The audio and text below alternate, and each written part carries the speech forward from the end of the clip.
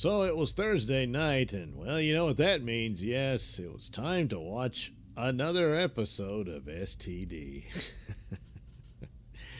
Yeah, well, don't feel so bad about this episode. It was somewhat improvement because Tig Notaro was not in it. I'm sorry, but she just can't act.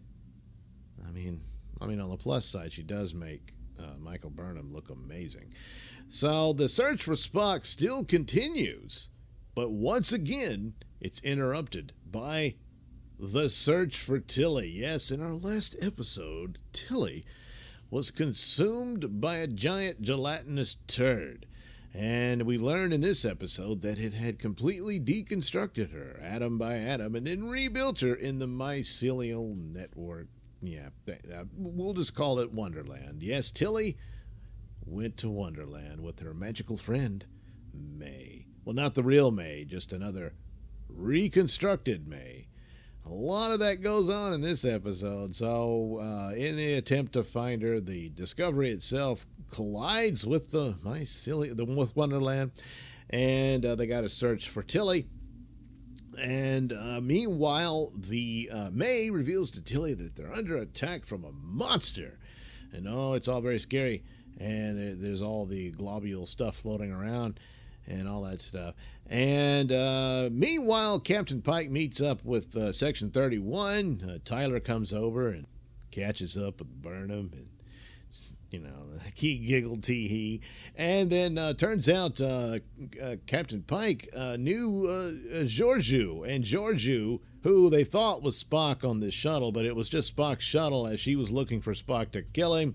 So they bring Georgiou over, and then Captain Pike just falls all over himself about how wonderful and amazing Georgiou is, because, well, you'd better.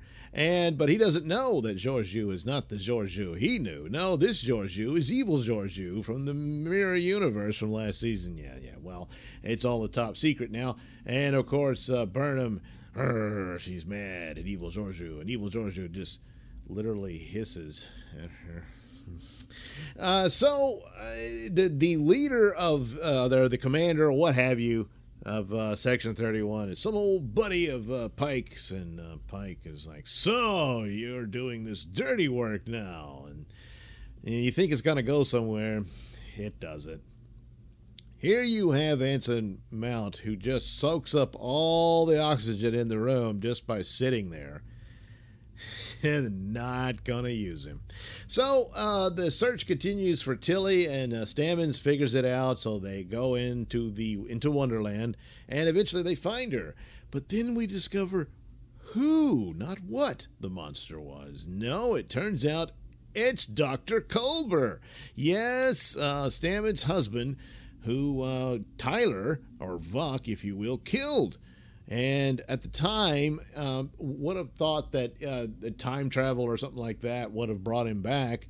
But no, they're going to bring him back this way. Well, when you think about it, he didn't really come back. This is just a reconstructed copy of him based on the mind imprint of Stamets, who was, at the time, he was still connected with the mycelial network, and he was mourning the loss of Culber, and crying and all that stuff, and this led to him being reconstructed within Wonderland. Well, he didn't really fit in with Wonderland because he's a foreign entity, and so the Wonderland attacked him, and so he's been battling with them all this time and covering himself in some sort of crap that burns them, or they just had that laying around, and but it brought probably the only good performance here, because when it comes down to it, the relationship between the two is actually well done. They're a very credible couple, and the actors are pretty good at what they're doing.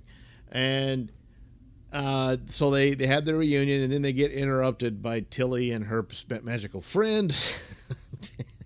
And Stamets is like, oh, you're back, and you're coming with me. I'm taking you back to the ship and all this stuff. So they're going to the ship, and then, and I thought, oh, well, he's going to be back on the show, of course, and all that.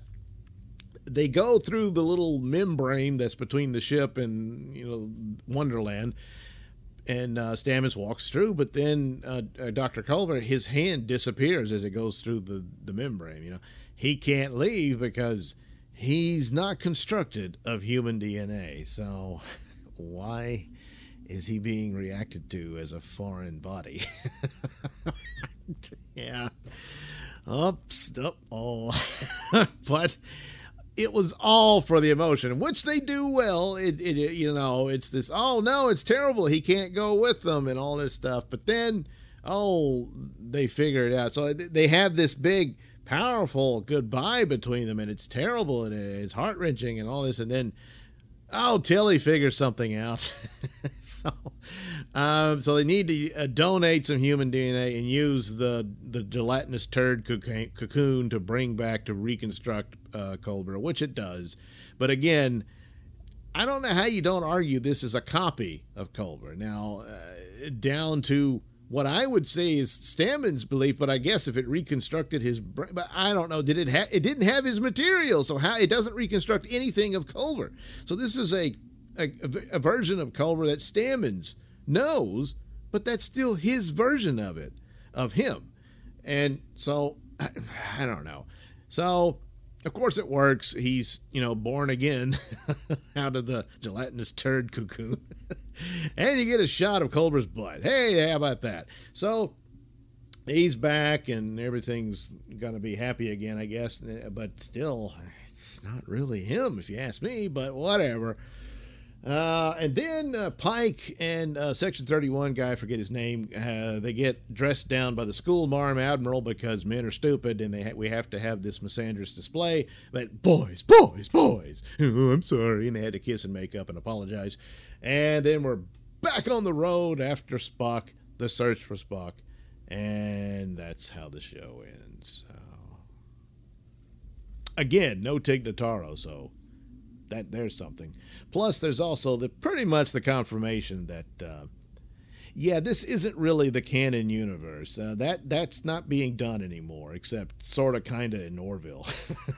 So, they lied, and it's really hard to give it. Had I known this, had they presented it like this is a reboot, this is different, it's not, and stop worrying about why there's the holograms and stuff, what they throw in these lines, what for?